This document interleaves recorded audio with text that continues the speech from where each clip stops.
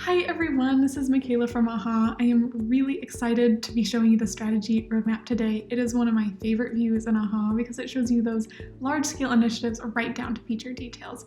It's a great way to make sure that everyone understands exactly what needs to happen and when, and it keeps that most important work front and center for the entire team. Let's get started.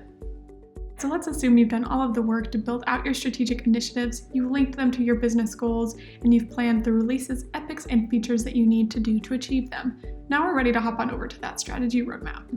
All right, here we are. You can see those initiatives on the left-hand side. By default, the roadmap will show the initiatives for the workspace that you're currently in, but you can easily filter and control that up top here. You can also drag and drop an initiative to update its time frame. And you can click into an initiative to see all of the details that you need in one place, which is really handy. There are a number of other ways that you can customize your roadmap using this gear icon. I'm going to show progress and goals just so anyone can look at this and quickly understand how work is progressing and why we're doing specific work. And I'm going to hide releases just to keep this view nice and clean.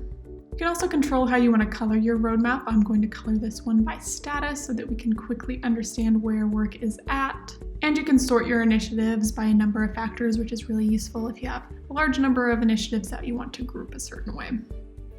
With all of that done, we can also control the time frame that we show on our roadmap. I'm going to zoom this in a little bit just on the next 6 months to keep the team really focused. And now we're ready to explore the details of our roadmap. So you can actually expand an initiative to see all of the related work. Just like an initiative, you can drag and drop these to update the time frame. You can click into each record to manage and see the details. You can even add or remove features as you build out your roadmap.